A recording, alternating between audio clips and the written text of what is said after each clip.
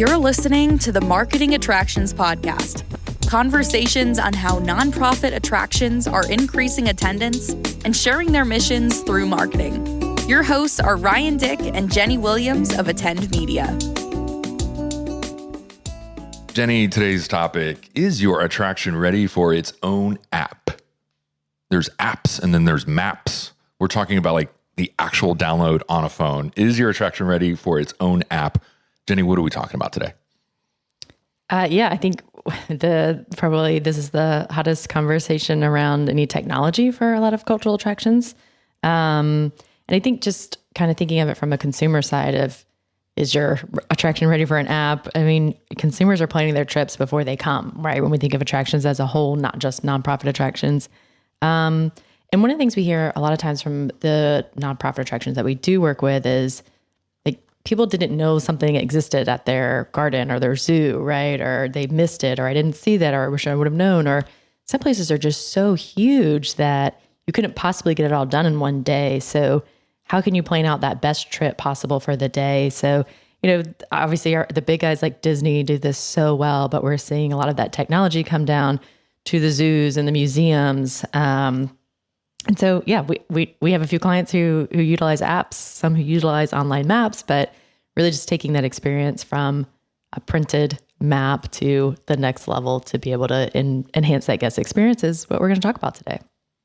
Yeah, one of the reasons I really like doing this podcast is, we're not inside the four walls. We're not in the institution. We're not in the marketing team, but we do have a unique position where we're outside the walls, but we're outside the walls of a lot of different institutions. So we can kind of see some best practice trends going on. And also we get a situation to pretend we're marketing directors and pretend we're inside the institution and bring in reps and vendors who support our industry and get to grill them and kind of like maybe recreate what a conversation with a particular vendor would look like and broadcast that out to our audience. So that's what we're doing today.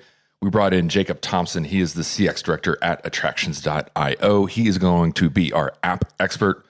Jacob, welcome to the show. Hey, both. Thanks for having me on. Love the podcast. So it's great to finally join you on this side of the table. Awesome. Thank you. Okay. What's really cool about bringing you in is you not only work with cultural nonprofit attractions, but you're also working on the for-profit theme park kind of side. What are you seeing? Like what are we missing on the nonprofit side that the big guys are doing?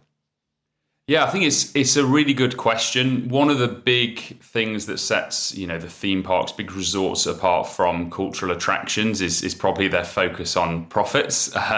And that often leads to drives towards innovation, particularly with technology, because there is key milestones to hit. I think up until recently, the cultural attractions that I've worked with have shied away from that idea of really driving revenue and from the perspective of attracting new members, driving secondary spend on resorts and on park. So I think that the really big opportunity from a cultural attraction perspective is to look at how the focus around driving secondary spend has ultimately led to innovation within the digital space. And I think what this looks like in the resorts and the theme park world is basically a few years ahead of where a lot of cultural attractions are. So there was a phase of digital transformation where new technologies were implemented, whether that be new point of sale systems, ticketing systems, websites and mobile apps. But they're now going on this journey of connecting those to align the data and the insights that's gathered through all of those platforms to generate what is a very powerful single customer view. And I think that's really the key focus for cultural attractions now, is truly understanding who their guests are, how members interact with their experiences, how they support certain initiatives, because by unlocking that, you have a key opportunity to ultimately drive more revenue, which, for a cultural attraction is the lifeblood and what keeps it going. So Jacob, tell us a little bit, like when is a cultural attraction going to be ready for an app? Is there some guidance that you give, or hey, call us when you have X amount of people? Like what are those steps or processes? Sure. I think, it definitely depends on the type of experience you're creating. So I think one of the things I always look for is it a non-linear experience? And by that, I mean, is there an opportunity for a guest to freely roam around your venue or your experience? Because that's often the time when they can miss out on key parts of the experience, whether that be retail outlets or key opportunities to educate and engage. So I think if you have a non-linear experience, there is an opportunity to adopt mobile app technology in one way or another.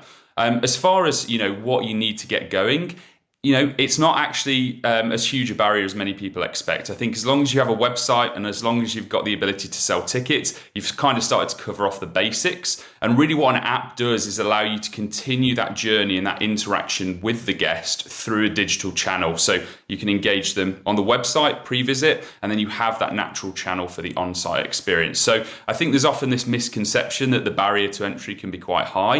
And I think, to pull down that wall and allow people to realize it's a very accessible piece of technology, just as a website would be in today's world. Yeah, I like what you said about like a non-linear experience. Obviously, a map is part of the app. I don't think I'll ever get used to enunciating those words as I will, but let's kind of go through the why. Yeah, we touched on it with the mapping technology. Maybe you can expand on that. And then I know there's got to be something beyond just an online map that makes an app worth it. Sure. Yeah, I think, a digital map experience is often where people start, because that is the most natural transition from, I can objectively look at my cost and I can see that I spend a lot of money on printed maps. And if anything changes on resort or on park, that's immediately out of date and I have to order more maps that cost me money. How can I basically save money while creating a better experience for guests, which is where, a digital map is often, a very clear entry point for a lot of attractions and experiences. But I think the real opportunity is that experiential businesses, whether that be a theme park, a zoo, a museum, face different challenges from the digital first companies that exist out there. So if we take a behemoth example of Amazon, their entire interaction with the consumer is completely online. So they know exactly how people browse their website, exactly what products they interact with, their buying patterns, and all of those different behaviors. Whereas for a cultural attraction like a zoo, the key part of their experience, which is the on-site experience, can often be a complete kind of black hole in terms of data and understanding of a guest, because a guest has purchased their ticket, arrives on site, and they could remain relatively anonymous throughout that whole experience. And it means that we can't personalize the experience, and it means that we can't, really make the most of every single visit, whether that be from a first-time guest or a long-standing member. So I think by looking at how mobile app technology can be implemented in a meaningful way into those experiences gives us the best opportunity of competing in a digital-first world and meeting the expectations of guests. I'm also thinking there's probably I'm thinking comparing just to purely to an online map to an app. Once again, download it on my phone. Are you doing push notifications while I'm walking around the zoo? Like, hey, we've got the best churros in Texas. Come on down.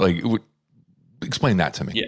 Yeah, absolutely. I think this is the benefit of exploring how navigating an experience can be improved with a mobile app. So obviously, as a user, where you are on resort or on park, so you can navigate to all the things that you want to see seamlessly and as easily as possible. But then also for operators and marketers in particular who are going to be wanting to engage with that audience, there is the ability to know where that guest is. So, if there is an animal talk or an education opportunity that's taking place, there is an opportunity to target that user and that guest based on where they are, their interests, what they enjoy, who they're with. And that means you can start to create a really personalized experience. And when we spoke about those linear and non-linear experiences, oftentimes you can have a guest arrive at a zoo and they will miss most of the talks or feeding opportunities because they're just not aware that they're taking place. So putting that front and center just automatically creates a better experience and is only possible through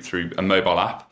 And I also think, from a commercial perspective as well, it's, close to lunchtime, the kids are hungry. there can be opportunities to deliver really personalized and timely messages to guests to encourage them to head over to a certain food outlet, or claim an offer at maybe one of the pop-up vendors. So I think having the ability to communicate based on the information on how a guest is interacting with your experience is where it not only provides an amazing experience for those guests, but gives you the opportunity to deliver some really amazing business results as well. Okay, so I like what you said about the feeding opportunities. I also see a lot of premium experiences. Maybe I'm kind of thinking about the zoo world here, but maybe we've brought in the Ice Age dinosaurs, and that's this portion of the park. Can I buy? If I'm in the park, it's Sunday. Can I buy my $5 giraffe feeding and then buy my $12 upgraded ticket right through the app? How does that work? Yeah, Ryan, I love this because what you're doing is you're taking us through the kind of journey that any. I've been to zoos, man. you know what's happening. So and particularly for how a cultural attraction or a zoo would approach this as well is they, like I say, they start with that very tangible transition to a digital map. But the benefit and beauty of a mobile app is the ability to connect all of those different systems behind the scenes, whether that be your ticketing system to purchase your admissions tickets or your upgrades, your point of sale systems to be able to purchase food, retail opportunities, photos, whatever that might be. And I think for the guests, by integrating all of those disparate systems, they get this really seamless interface where they can access everything they need without having to go to a separate website or walking up to a counter. They can do everything and interact with everything through that channel. I'm thinking the per cap is going to go up. If I've got something that I can just ding my phone at, or I got the alert that, something is only just a couple bucks or whatever it is. Forgive me, Jake, I'm putting you on the spot a little bit here, but do you have anything about per cap increasing for institutions with apps? Sure. Yeah, I think one of the biggest success stories we've had has been with Chester Zoo. So over the last couple of years, they've been launching mobile food ordering experiences. So, rather than having to queue and order over the counter, you can now order directly from the mobile app. And we've seen some incredible results. So increases of up to 50% of average transaction values. And that's all driven through, creating a more seamless, friction-free experience for guests. We've also, when we look at F&B, that's one opportunity. But Ryan, as you mentioned, premium experiences, additional purchases. We've seen one of the park we've worked with increase the conversion of their, second gate items by 197%. And that's purely by putting that front and center and presenting the guest with a seamless checkout opportunity. So, it's not only the seamless experience for guests, but it can drive, real tangible benefits to bottom lines for operators as well. Marketing department loves it. I mean, a return on ad spend looks a lot better when somebody's dropping $150 at my attraction versus just buying that $20 ticket and then leaving. I know we want to talk about marketing. Yeah. Well, before we talk marketing, I want to talk mapping again, because again, that's kind of that first entry point in, or why I wanted to do a mobile app. But so many of the cultural attractions we work with are doing tons of events now, right? And especially as we go into holiday, you've got your daytime looks very different than your nighttime, right? So I gotta imagine with an app, it's going to be a lot easier for me to customize maybe 2, 3, 4 versions of a map for different events throughout my year. Is that how people are using it as well? Or any good stories about how some are using those? Yeah, absolutely. So there's a lot of our parks now. The Legolands over in the US, a particular example if everybody wants to check that one out. I will kind of blow our own trumpet at Attractions.io here. We've spent a huge amount of time and investment into our mapping technology, so we can support very immersive experiences. We want to make sure what the user is looking at on their device reflects the real world around them. So whether that's easily being able to layer on textures for if you've got winter trails, but then even if you've got nighttime events, we actually have the ability to dynamically change the lighting across the map. So not only having different overlays, but it actually dynamically changing based on the way the user is interacting with the space and the world around them. And I think that's critical because for us, it's about immersing the guest, removing those friction points so they can make the most of the real world experience that they've paid to engage with. Yeah, I love that. You're listening to the Marketing Attractions Podcast. Conversations on how nonprofit attractions are increasing attendance and sharing their mission through marketing. Your hosts are Ryan Dick and Jenny Williams of Attend Media. Attend Media is a media planning and buying agency specializing in zoos, aquariums, gardens, and museums. For more information, please visit attend.media. Now, back to Ryan and Jenny. All right, Jacob, we talked a little bit about marketing. So from a standpoint of just push notifications, communications with your guests. But what else? Like, I'm thinking, what kind of data can I get from this, from my users in this app, and how can I use that? Like, first party data is king these days, right? So how can I capture that data and maybe utilize it in some other platforms? How are you guys capturing data with the app? Yeah, absolutely. And I think this really comes back to the journey of connecting those different disparate systems. So not only do we want to create a seamless interaction for a guest, it's also about the data behind the scenes and how we ensure that is available and can be used across different platforms. So obviously there's a great opportunity to send push notifications and engage them that way. But throughout the journey and how we interact with the guest when they download the app is we are capturing email address as well and opt-ins to specific marketing communications. So this is key because we can then start to attribute those on-site behaviors to a specific user and then use that data to send out more personalized email follow-up. Maybe we can target them on specific events and activities that we wouldn't know will interest them. And I think we've seen some really good results with this across the board. For a lot of our customers, the mobile app is seen as one of the biggest sources of marketing data. We had Knobles, 35% of users that downloaded the app actually opted in for marketing communications. And we find that a lot of those users aren't always the lead booker. So we're starting to build a bigger picture of who those guests are. And I think what really happens after the data capture piece is how we use that. So whether that be integrations into things like MailChimp for email marketing or CRM systems for further audience segmentation, there's a massive opportunity then to use that data to drive personalized comms and maintain that relationship with the guest. And we've seen some amazing results. Again, Knoble seeing 20% conversion from special offers that they send out. And I think that's really telling of how the personalized experience generated and delivered through a mobile app can see some really impressive results compared to typical industry benchmarks.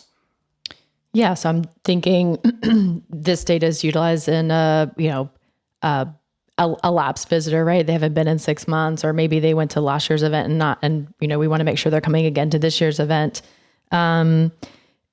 And you mentioned building the email list. I think we all know that email, if someone's opting in saying, I want to hear from you, they're going to be the largest group of people that you're going to be able to convert into an upgrade or a new experience or a membership. So I love how you're pulling that in.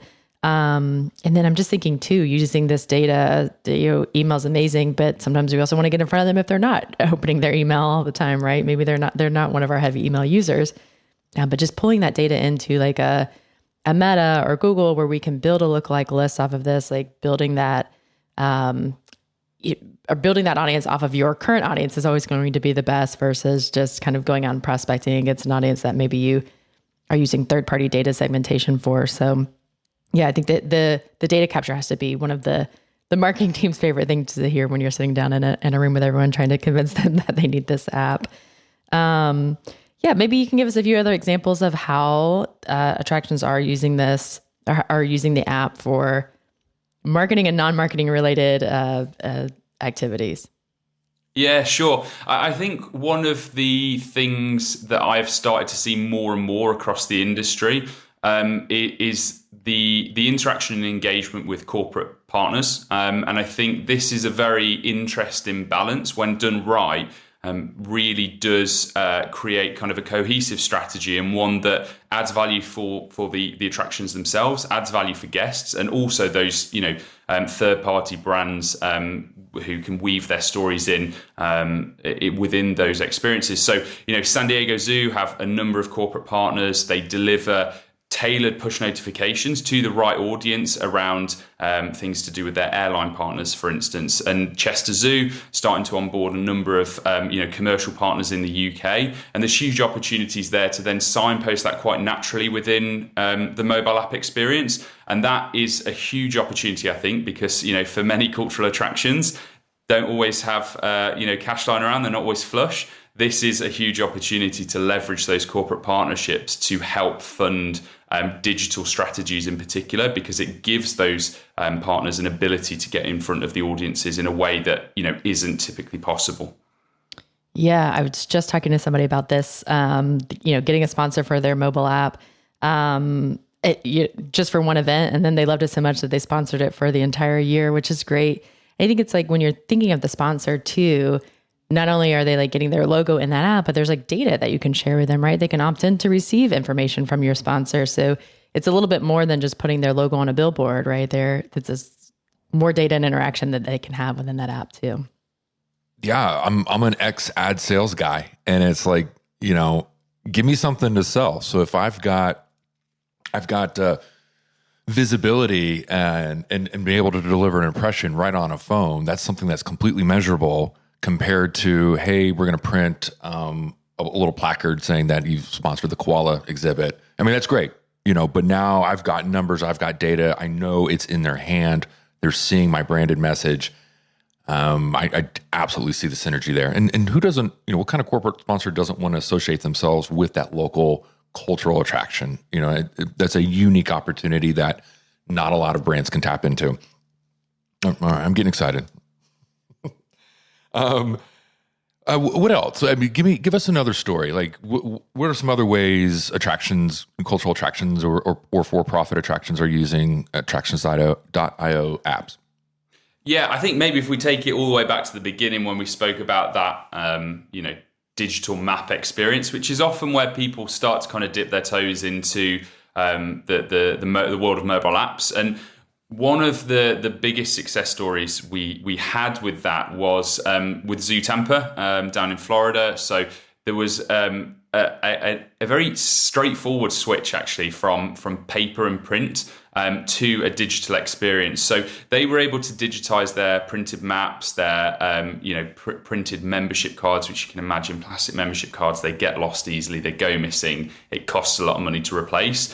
Through those savings, they actually saved around $50,000 a year from operational costs. And I think that immediately is a success story in itself. But the great thing about a mobile app, because of all of the other things that we've spoken about, is you've immediately saved that kind of cost that you incurred on an annual basis. But you have the ability to then integrate those different experiences and actually drive further loyalty, further return on ad spend, further on-site spend as well. So I think the start of that journey can be very lucrative in itself, and only builds and snowballs off the back of that. All right, so, okay. Compared to like a web-based map, I'm thinking one of the big challenges is getting somebody to put an app on their phone. Like, I kind of hate doing that. Like, my real estate here is so precious. Give us an idea on like some of the adoption rates that you're seeing out there.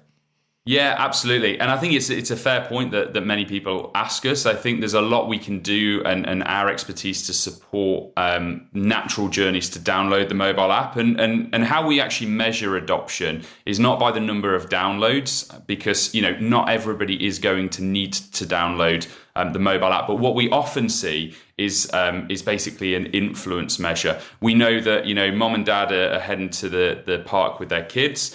Not everybody in that group needs to download the mobile app, but it will be critical for the whole family to navigate that experience, whether it's setting reminders for feeding opportunities or talk times, whether that's ordering food for the whole family. So when we look at influence, depending on what kind of integrations and what kind of experiences are offered through that mobile app channel, how well it's promoted, we can see anywhere between 60 to 100% influence of the mobile app across the resort. And I think the more you embed that in the journey, which is a relatively straightforward path to follow. And this is what we are here to support with. There's a massive opportunity to influence almost every single guest that walks through your gate.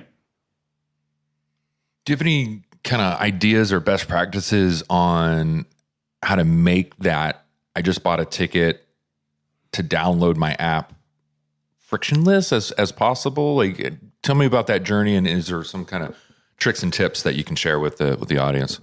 Sure. It's massively around value proposition, right? Because there is a barrier to download a mobile app. That is a known challenge.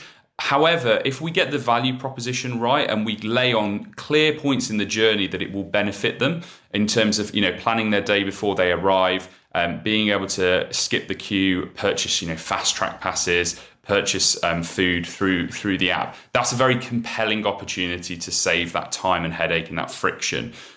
There's also, very technical kind of mechanical ways we can do that. Everybody knows that experience of kind of add to Apple Wallet, add to Google Wallet these days. Anytime you get a train ticket, a boarding pass, that's the first thing you do. And we're able to create very similar experiences where they can click a single button and import their tickets and memberships into the mobile app. And that's a very kind of natural call to action and start of that journey. And we actually know once somebody downloads the app, we see really high retention rates. So, Kennedy Space Center's retention rate, I think, is around 80%, which, if we look across the kind of travel and entertainment industry, benchmarks sit around 18%. So I think by creating a really compelling value proposition, you not only drive the adoption, but also keep that guest engaged with the brand. Yeah, I have an idea for increasing adoption. Influencers, right? So we say a lot of times that influencers can say things that you wouldn't say in an ad. And we actually did this with a client recently, to where part of the influencer experience was sharing the app. And what was great, going back to what you were saying, Jacob, about the sponsorship, is they're showing the app in their content with that huge sponsor logo on it too. And so it's just like, if you want the best experience, if you want to navigate at night, if you want to know where the bars are, if you want to upgrade your tickets, use the app. So I think that's just, another example of how you can have other people talking about how great it can enhance your experience while you're at an attraction. Another thing I like about this conversation is Jacob's talking about ZooTampa, Kennedy Space Center. I'm pretty sure he's a Floridian. He sounds like one. I do have an annual trip to Florida. I'll be out there again in November, so it's becoming a home from home for me, no doubt. And that's a good time to come. ZooTampa a couple of years ago, headed down to Busch Gardens as well because I couldn't miss an opportunity. Excellent. All right, so let's get to the nitty gritty here. How much? How much in terms of just time, cost? This sounds awesome. I think everybody in our audience is like, yep, sign me up. I want one, except this is going to take 5 years and it's going to cost $1 million. Sure. Yeah. And they're fair assumptions because, if you go down the route of trying to build this yourself or working with a business to build this from scratch, it probably will take you 5 years and millions of pounds. So the benefit of our platform is we're able to offer this experience at a much reduced cost and a much lower barrier to entry. Many people think it's going to take us months and months and years to deliver a mobile app experience. We deliver a mobile app in 8 weeks, and openly and honestly, the main kind of lean to on a partner and an attraction when we work with them is they are the source of the content. So it is about actually getting content in order, which may not always be there, and that's the heaviest lift through the process. We have a team of in-house illustrators. They will illustrate those beautifully designed maps that we spoke about. The technical setup, the configuration will all be managed by our team, and those processes take 8 weeks. And that means that even if you were to call today, you could have a mobile app live for a peak operating and trading period. For the map stuff, do you guys have to go on site? How does that work? No, I mean, our team of illustrators will always love a trip on site, but we've managed to scale this really effectively. So with the banks of, satellite imagery and technology we have available there, architecture diagrams, we can usually have a first draft together within a few weeks, and with only minor amends required to actually, finish off and polish up that experience. So it makes it, a really accessible and quick process. And then, okay, I'm also thinking beyond just the maps, but like integrating within the ticketing system, the POS systems, that could be fun. Sure. Yeah, absolutely. Yeah. Yeah, 100%. I think, any integration always throws up its challenges. The one benefit of Attractions.io as a platform is the fact that we are dedicated to this industry. So we know who all the partners are. We've integrated with most of them now. And that means, oftentimes we can actually have integrations live within literally a couple of weeks because it's a case of kind of plug and play at this point. So again, having a partner, whether it is for a mobile app or any kind of technology who really understands your industry, I think is, a critical decision when it comes to selecting a new vendor. And I'm sure, like, I do want to talk about pricing. And I know in the tech world and just with everything, pricing is probably going to change tomorrow. And then we're going to release this episode in 3 months. And then like Jacob is like, oh no. But could you just give us an idea of how you guys price? Like, yeah, absolutely. So we have, typical, platform license fees. But depending on what you need, will massively, I know that's the answer people always hate, but what we typically see is most deployments cost as little as just a few cents per guest, which, I think that's a very tangible way that operators can look at those things and say, okay, well, we can see the upside immediately if we reduce print costs. It's costing me 50 cents to print a map. If I'm paying a few cents for a digital map plus all of these other experiences, that becomes a very easy kind of sell, particularly to leadership. So I think time-wise, you're looking at 8 weeks to have that experience in guests' hands ready to go. And just for a few cents per guest per year, you can craft some really delightful and personalized experiences. I don't know, Jenny. I like this. This is pretty cool. Yeah. And then possibly get funding from those sponsors too, right? Yes. Yeah. Yeah, absolutely. If you don't want to pay for it yourself, there's definitely partners out there who will be willing to help get that app in front of your guests. All right, Jacob. So how can people get in touch with you if they're interested in Attractions.io? Sure. Yeah. So you can reach out to me via email at jacob.thompson@attractions.io. You can reach me on LinkedIn, share a lot of content on there. So even if you don't want a mobile app, hopefully there'll be something of use to you there. And check out attractions.io. If you just want to have a browse around, there's plenty of content on there as well for people to dig into. Awesome. Jacob, thank you so much for the time. Nice one. Thanks, guys. Thank you for listening to the Marketing Attractions Podcast. If you have a suggestion for a topic or would like to be a guest on the show, please visit our website at marketingattractionspodcast.com.